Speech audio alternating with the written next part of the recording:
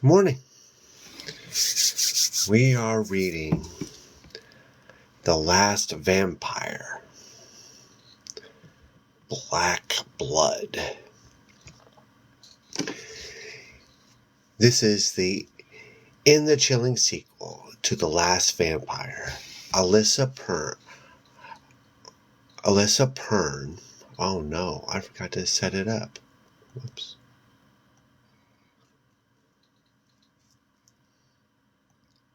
Oops. Oh my goodness. Okay. In this chilling sequel, The Last Vampire, Alyssa Pern and their partner are convinced they are the last vampire, until a series of brutal murders that could only have been caused by vampires suddenly occur. Okay. So, we are in chapter 9. We crouch in the shadows 2 blocks down the street from the warehouse. So we're there at the warehouse. As I load my high-powered rifle, especially equipped with a laser-guided scope and fat silencer. At our backs are 2 gasoline trucks with 2 huge tankers hooked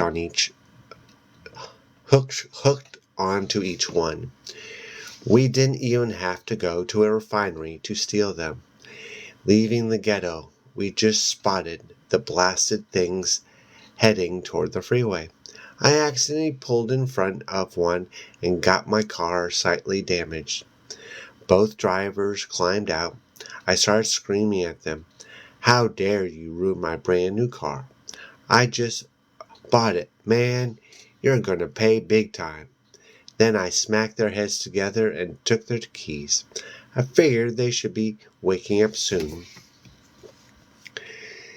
In the dumpster, where I dropped them, Ray helped me drive one of the tankers back to the warehouse. For once, he seemed to enjoy himself, the thrill of the hunt. Then the sun came up. Since that time, 15 minutes ago, he's been hiding under a blanket and wiping at his burning eyes. He doesn't complain, though he never does. I finished loading the rifle and propped my left elbow on one knee, steadying the barrel in the direction of the big black dog closest to our end of the lot. Not only do I have to shoot each animal cleanly in the head, I must shoot between the holes in the wire fence. A stray bullet could ruin the whole plan. The dog growls as if seizing my attention, and I notice the blood that trickles from its saliva and the way it shakes when the sun catches in his eyes. Another Eddie Fender surprise. An hour before dawn, Eddie returned with a dozen partners. Altogether, there are 21 vampires inside, all powerfully built males. With them, they have 2 certified Caucasian couples breakfast. The 4 people started screaming the moment they were taken inside and didn't stop until their throats were ripped open. Ray paced miserably the whole time, insisting that we attack right then, but I refused to risk the human race for the lives of 4 people. I would almost rather you were shooting people, Ray mumbles, hiding beneath the dirty orange covering. His blanket is a gift from a local homeless person. I gave the guy $500 for it and told him to flee the area. Although we are all well shaded by a nearby brick wall, Ray's brow is covered by a film of sweat, and he can't stop blinking. His bloodshot eyes look as if they have been sprayed with kerosene. If it is any consolation, I say, these dogs are worse than rabid. What do you mean? He has given them his blood. No way. Vampire dogs? It could be worse. It could be vampire fish. Think of a school of those swimming in the ocean. We'd never be able to find them all. Ray chuckles weakly. Can we go fishing up north after this is all over? Sure. We can go salmon fishing in the streams in Washington. And you'll be pleased to know you won't need a fishing rod to catch them. I might still use a rod, he adds. I used to go fishing with my dad. I did the same with my father, I said truthfully, before Yaksha killed my father. Yaksha. Where can his body be? And what shape is it in? Doubt sometimes to plague me, but I push it aside, fixing my aim on the first dog. I whisper to Ray, I'm going to do them quickly. Don't speak to me for a moment. Fine. I peer into the dog's cruel eye through my scope, pressing the trigger. There's a gentle swish of air.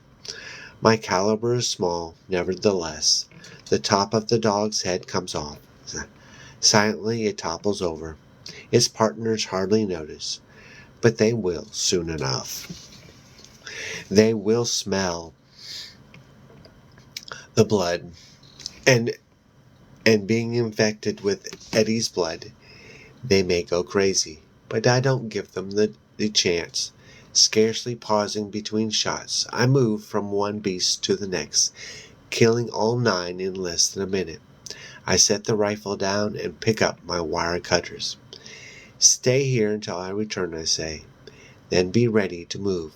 If all goes according to plan, we'll be out of here in 10 minutes. Barefoot, soundlessly, I scurry toward the tall fence. Fortune continues to favor us. The hour is early, and the street remains deserted. We are not all that far from the Coliseum, perhaps 2 miles, in a run-down industrial section of town. Cutting a hole in the fence would be unnecessary if I just wanted to ram the warehouse with our trucks and take a flying leap to safety. I have vetoed this idea for 2 reasons. I worry that Ray, in his weakened condition, would end up getting killed. Also, I believe a more deft approach will ensure we get all the vampires. My sensitive nose has determined that the warehouse was previously used as storage for foam rubber, and that there are still a large number of polyurethane sheets inside. Polyurethane is extremely flammable. It is our intention to quietly park our trucks at either end of the building, light the 10-second fuses attached to the explosive caps I brought from my LA home, and dash for safety.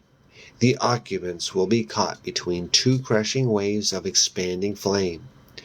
Behind the warehouse stands the tall brick wall of another abandoned building. The fire will smash against the wall and cut off any chance of a rear escape. And if by chance any of the vampires do manage to get out of the inferno, I'll be waiting for them beyond the perimeter of the fence with my rifle. They will go down as easily as the dogs. It is a good plan. It should work. Still, I worry. Should she be worried? I wonder. Things never go according to plan. Kneeling by the fence, I quickly begin to cut the wires, searching for guards, or a head appearing at one of the filthy windows, or any sign of movement inside. All is silent and calm. Eddie's newly made vampires are undoubtedly sensitive to the sun and probably can't stand guard after dawn. He may be overconfident of his powers. That is my real hope. My cutters click like sharp electronic pulses over a telephone line, Soon I am lying the wire down on the broken asphalt ground. In less than 5 minutes I have opened a hole large enough to drive our trucks through. I retreat to Ray and the tankers, huddling under his blanket. He peers up at me with feverish eyes. "Wish it were a cloudy day," he mutters. I nod. An eclipse would be even better. I offer him my hand. "Are you ready to rock?" He gets up slowly, his blanket still wrapped around his head, and studies my handiwork from afar. Are they all asleep? They seem to be. "Are you sure Eddie's still inside?" I saw him go in. I never saw him come out. But he could have sneaked out the back way. I shrug. We may never get this good chance. We have to strike now, and we have to strike hard. He nods. Agreed. He limps toward his truck, and I help him into the driver's seat.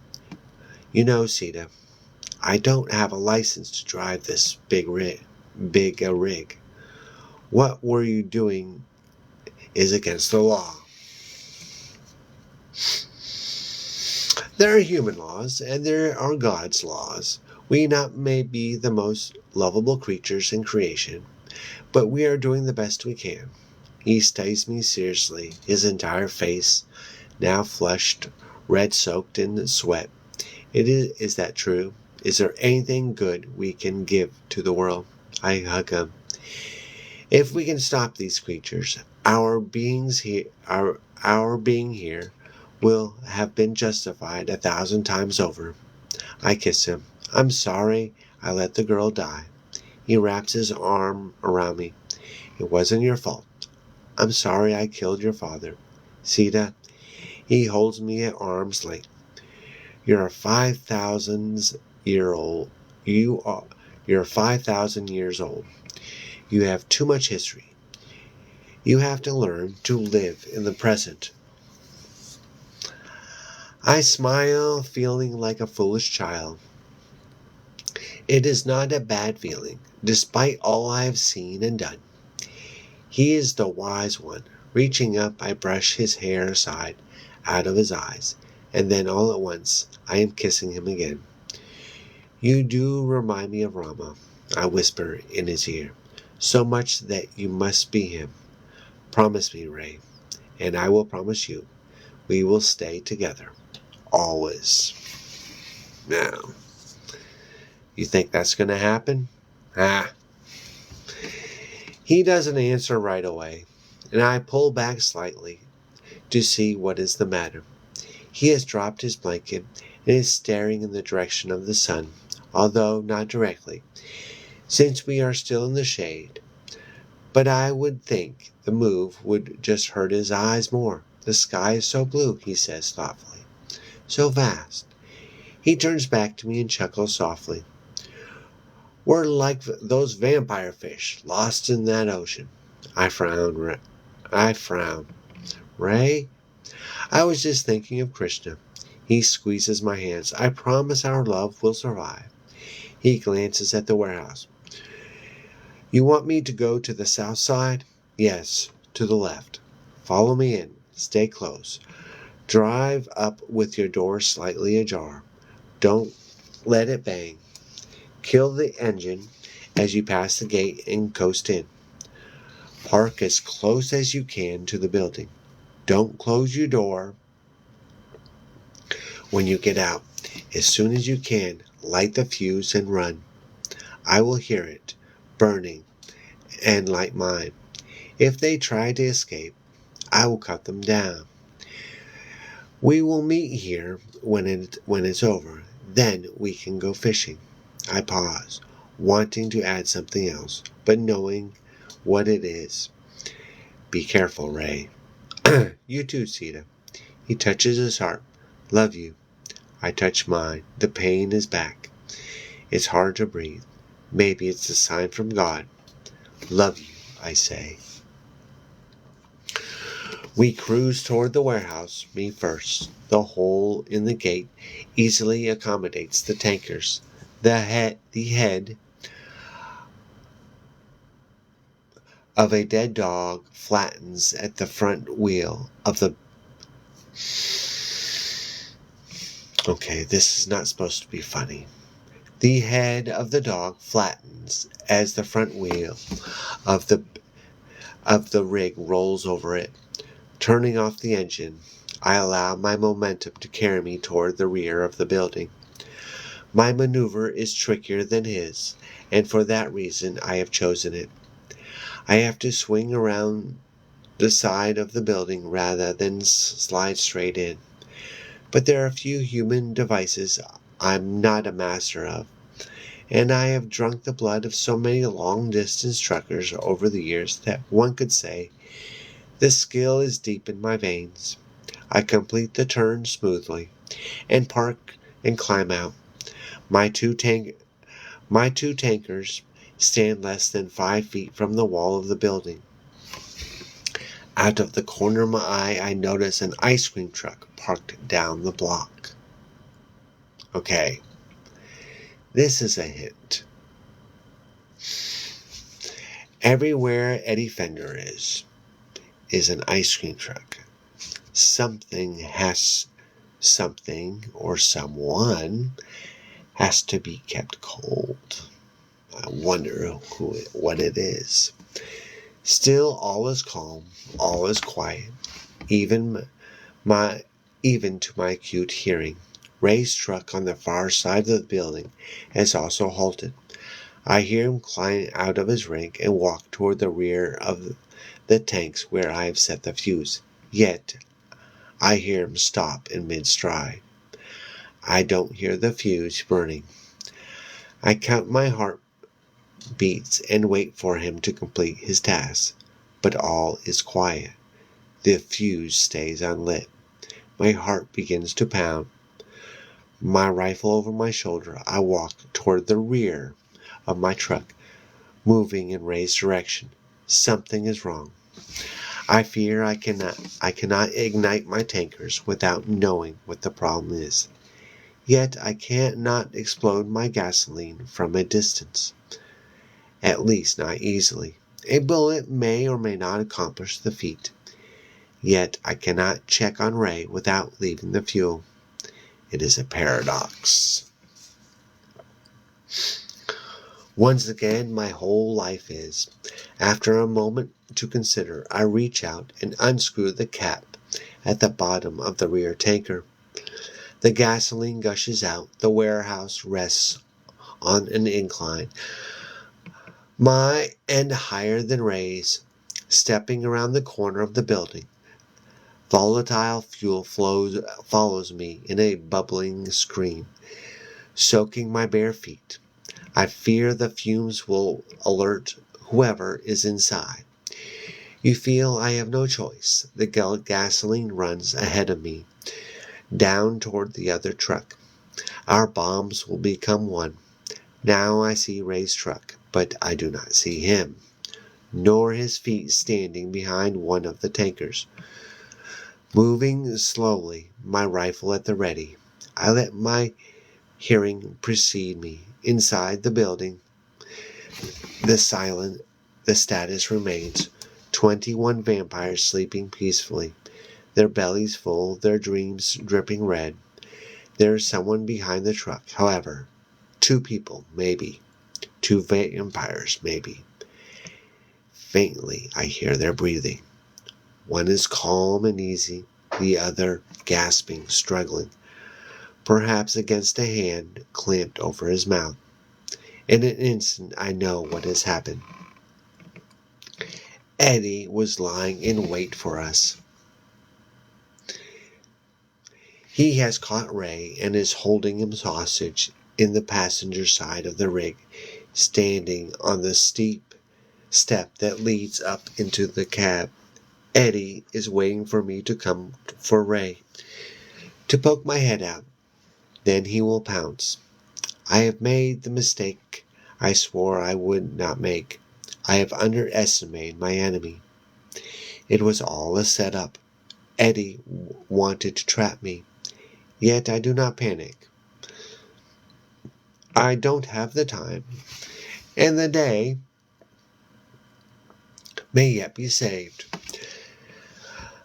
My hearing has grown more acute over the centuries. I suspect that even though Eddie is stronger than I, his senses are not as keen. He may not be aware that I am aware of him. The element of surprise may still be mine. So what is she going to do? Once again, I consider quickly. I can come at him from the left or the right, or I can come at him from above. The latter seems the most dangerous move, and therefore probably carries with it the greatest element of surprise. I favor it. But I will not simply leap on the roof of the rig. I will fly over it. Holding my rifle firmly in my hands, I will take several long strides before the truck and then kick up vigorously, as long jumpers do, floating over a respectable chunk of the lot over the truck cabin. I turn in midair, bring the muzzle to bear where I calculate Eddie will be. But I am moving fast, very fast, and when I reach the other side of the truck, the rear end of my downward arc, they are not there. Damn. So where are they? So startled am I by their disappearance that I almost lose my footing as I hit the ground. It takes me a moment to get my bearings, and in that time Eddie casually walks out from behind the front of the truck, standing behind Ray, using him as a shield, his bony hands wrapped around my lover's neck. Eddie's speed continues to amaze. In the short time I was in the air, he managed to move out of harm's way. Yet it is not only his superior reflexes that shock me, but his ability to anticipate my moves. He reads me like an open book. How is that possible? But is that so amazing? After all, we are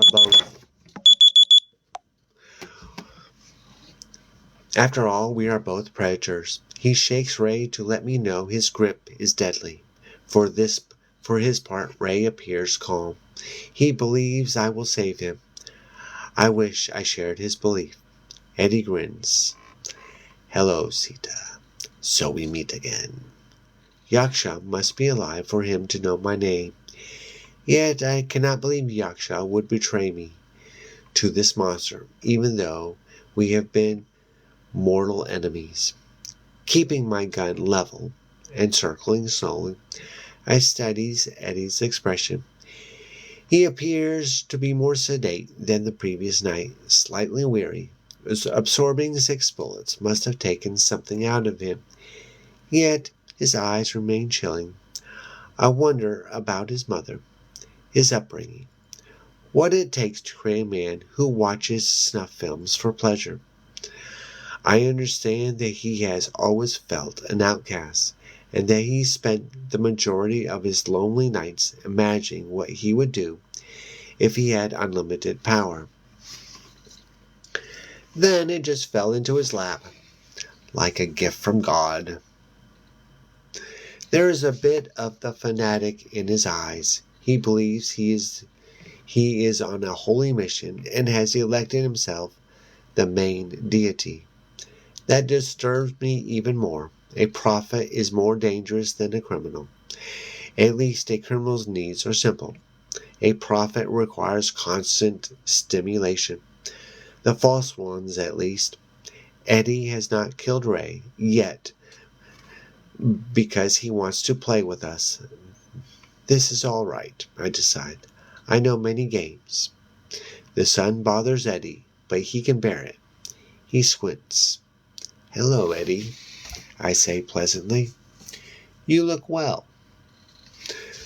Thank you. You made a nice recovery yourself. Congratulations on finding me so quickly.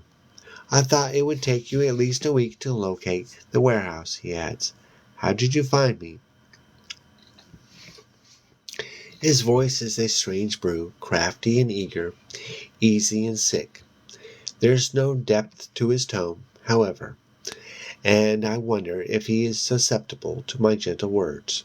Trying to shoot him while he holds Ray is out of the question.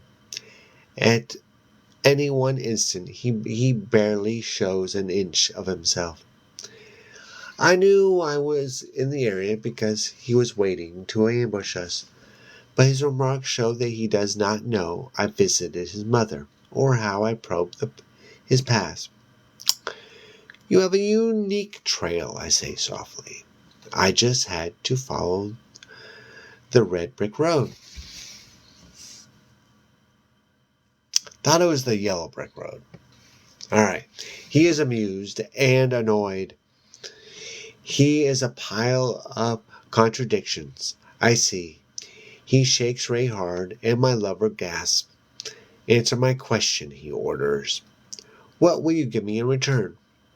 I continue to circle at a distance of 30 feet. So far, there is no movement from inside the warehouse.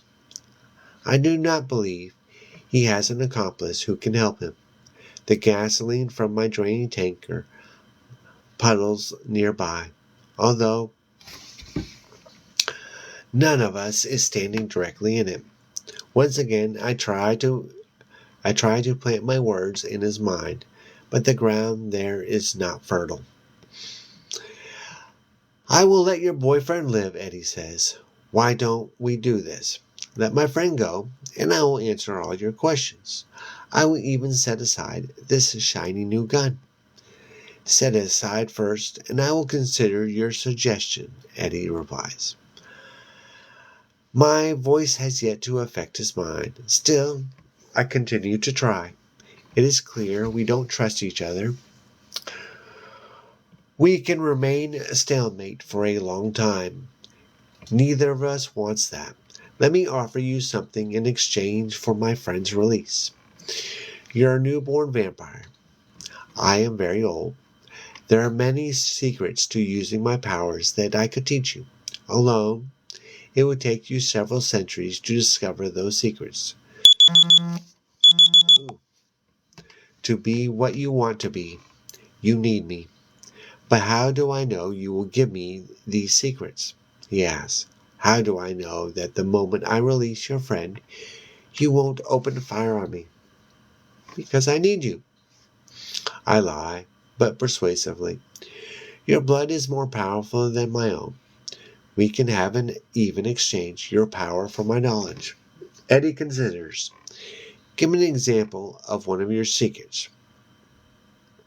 "You have already seen an example. I am here today, right now.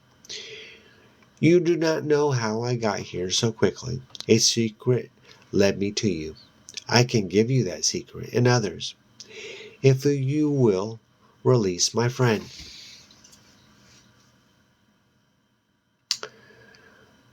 "You have an interesting voice." "Thank you." Eddie's voice hardens. "Is that one of your secrets? The manner in which you manipulate people?"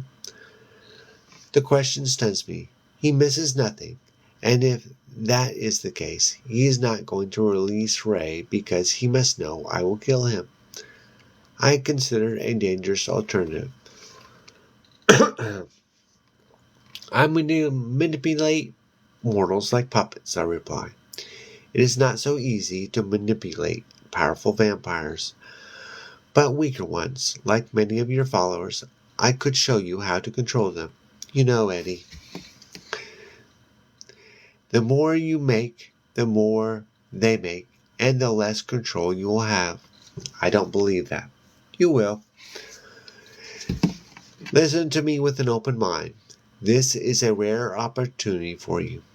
If you do not take it, you will regret it. You will also die. You're so young. You feel so powerful, but you have made a big mistake confronting me unarmed.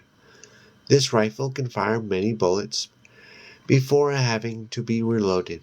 Your body cannot withstand what I will do to you. If you kill my boyfriend, I will kill you. It's that simple. He is undaunted. You may be old and full of secrets, but you have made the big mistake. This guy is important to you.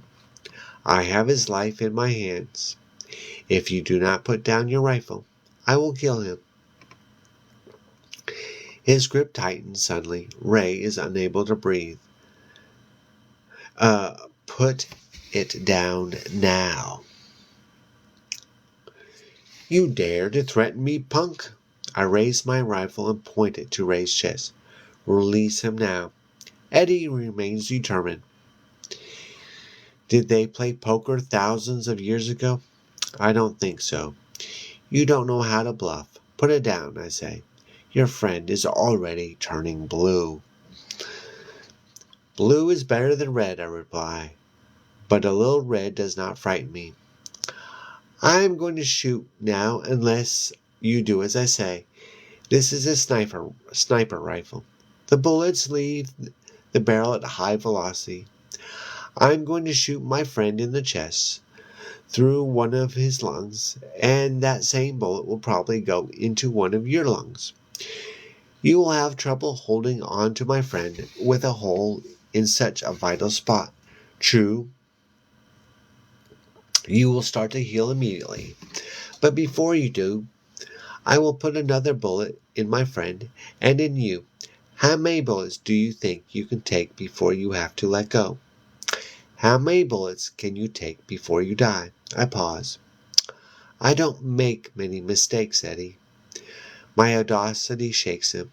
It shakes Ray as well. He turns a bit green. He continues to choke. Eddie reconsiders. You will not shoot your friend, he says. Why not? You're about to kill him anyway. I settle on a spot on Ray's belly, just below his fifth rib cage. They are roughly the same height.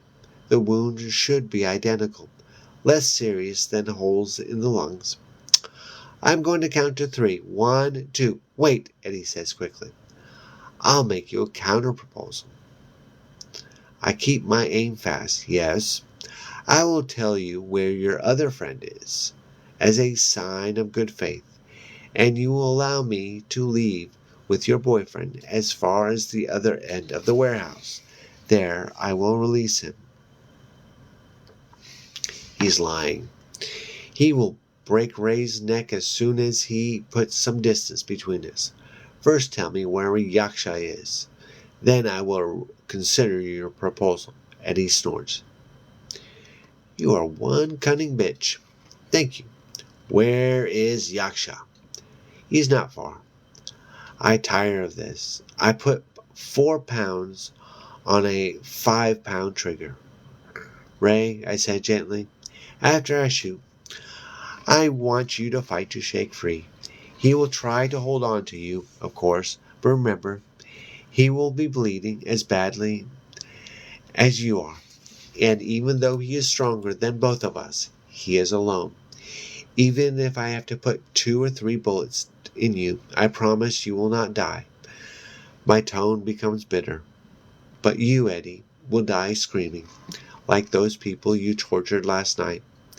He is a cruel devil. I look forward to hearing your screams. I fire. The bullet hits where I intended and penetrates both of them, exiting Eddie's back and striking the passenger door of the gasoline truck. Red blossoms on Ray's midsection, and he gasps in pain, but Eddie does not try to defend himself by continuing to use Ray as a shield. The guy is totally unpredictable. Instead, he throws Ray at me momentarily, knocking me off balance. Then he is on me. Yes, even though I hold the rifle in my hands. There are 30 feet between us. Eddie is able to get to me before I can get off another shot. He is like black lightning, crashing into me with tremendous force. He knocks me onto my back. The rear of my skull smacks the ground, and my grip on the rifle falters, although I have not let go of it. For a moment I see stars, and they are not Krishna blue, but hellish red and threatening to explode. Stunned himself, Eddie slowly climbs to his knees beside me. He regains his concentration swiftly.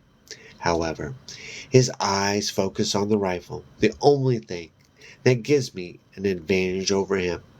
I tried to bring it up, to put a bullet in his face, but once again he is too fast. Lashing out in sharp karate-like motion with his right hand, he actually bends the barrel of the rifle, rendering it useless. He is bleeding badly from his stomach, but he grins as he stares at my broken toy. He thinks he has me now. I can take a lot before I die, he says, answering my previous question. Really? I kick him in the belly, in his wound, and he momentarily doubles up. But my blow is not decisive. Before I can fully climb to my knees, he strikes with his left fist, and I feel as if my head almost leaves its place on top of my shoulders. Again, I topple backward, blood pouring from my mouth. I land dizzily in a pile of gravel. Pain throbs through my entire body from my face. He has broken my jaw, several of my teeth, at least, and he is not done. Out the side of a drooping eye, I see him climb to his feet and ready his sharp black boots to kick me to death. Out the other eye, I see Ray also stand. Eddie has momentarily forgotten my lover, probably considering him small game. Uncertain, Ray makes a move to attack Eddie that will lengthen my life by all of 5 seconds. Shaking my head immediately, I raise my bleeding arm in the direction of the truck. A look passes between us. Ray understands. Light the fuse, I am saying. Detonate our bomb. Save the human race. Save yourself. I will keep Eddie busy for 10 seconds. Ray turns in the direction of the truck, gasoline from the other tanker puddling around the wheels. Of course, Eddie also sees him turn for the truck. He moves to stop him. In that moment, summoning the last of my strength, I launch myself off the ground at Eddie's midsection. We crash and fall into another painful pile. As we once more struggle to stand, he reaches over and grabs me by the hair, pulling my face close to his. His breath is foul. I believe he not only sucks his victims dry, but he eats them as well. He looks as if he would like to take a big bite out of me. His eyes are crazed, excited, and furious at the same time. Prozac would not help him. God. Okay. He yanks at my hair, and 1,000 roots come out. That hurts, I say. He grins, cocking his fist back. Try this on for size, Sita. I close my eyes and wait for the blow. This one, I am sure, will send me into the promised land. I just hope I have bought Ray enough time. What I do not understand is that Ray is still trying to buy me time. The blow never arrives. Ray's voice comes to me as if from far away. Eddie, he says firmly.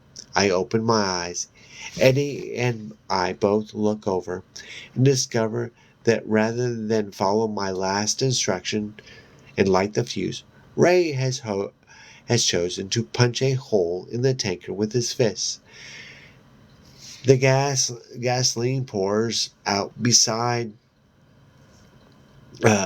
him like a gusher from a cracking dam. So we know what's going to happen, don't we? Of greater note, he has already struck a single wooden match and holds the flame above his head like a miniature torch that will lead us safely past the valley of the shadow of death. Or else straight into it. I am fully aware that the fumes of the gasoline are more volatile than the actual liquid itself, and Ray stands in a cloud of petroleum fog. Not that Eddie and I loiter at a safe distance. Gasoline soaks both sets of our feet. I only have one match, Ray says to Eddie. If you do not let Sita go, I will have to drop this one. What do you say? Eddie just won't learn. You're bluffing, he says. I catch Ray's eye. No, I plead. Ray smiles faintly in my direction. Run, Sita. Fly. Return and fight him another day. In the end, you'll win. Remember, you have Krishna's grace. His fingers move. Ray, I scream. He let go of a burning match. Eddie lets go of me. In a hurry. For a moment I stare transfixed as the little orange flame topples toward the waterfall of gasoline. Despite my endless years, the countless deaths I have witnessed, it strikes me as inconceivable that such a tiny flame has the potential to scorch my universe, to burn everything I love and cherish. Yet my state of denial does not last forever. The match is halfway to the ground when I bolt toward Ray. But even I, Yaksha's prime pupil, am too slow for gravity. Before I can reach Ray's hands, which he holds up to ward me off, the match kisses the flowing river of fuel. No, I cry. Combustion is immediate. The gasoline at his feet ignites. The flames race up his soaked clothes. In an instant, my beautiful boy is transformed into a living torch. For a moment, I see his eyes through the flames. Perhaps it is a trick of the light. But his brown eyes suddenly appear blue to me, shining with the light of stars. I have never seen, or stars I no longer remember. There is no pain on his face. He has made his choice. Willing to save me, to save us all. He stands for a moment like a candle fit to be offered to the Lord. But the flames are not idle. They rush toward me while at the same time they leap toward the truck that stands behind Ray. The truck is closer. Before my legs begin to burn, before I can reach Ray and pull him free of the Holocaust, the fire snakes into the opening Ray had punched in the tanker. The stream of fire is not a fuse we planned, but it is an effective one. Nevertheless, the gasoline truck explodes. An angry red hand slaps the entire front of my body. I have a last glimpse of Ray's fury from disintegrating under the hammer of the shock wave. Then I am flying through the air, shooting through the smoke. A blur of wall appears, and I hit it hard and feel every bone in my body break. I slump to the ground, falling into a well of despair. My clothes are on fire, but they fail to light this black well because it is bottomless. My last consciousness awareness is of a sport coat being thrown over me. Then I am blackness. Oh my goodness. Okay, we are going to stop. We will start with chapter 10 tomorrow and find out what happens to Ray. No, not to Ray. We know he dies, don't we? What happens to Sita and Eddie Fender? And where is Yaksha? Interesting.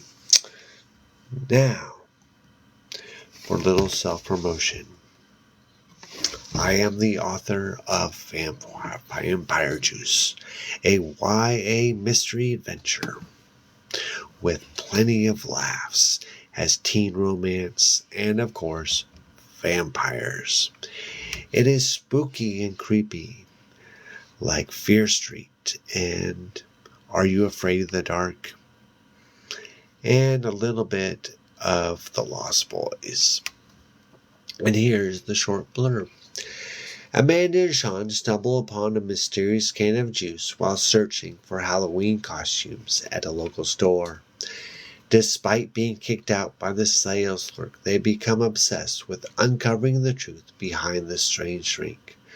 With the help from some local bullies, they sneak back into the store through a crypt in the graveyard, only to find themselves in the midst of a spine-chilling adventure. On a side note, starting tomorrow, it will be free. And why is it free? I need more reviews. And thanks for watching. And tomorrow, we will be reading chapter 10. Thanks for watching.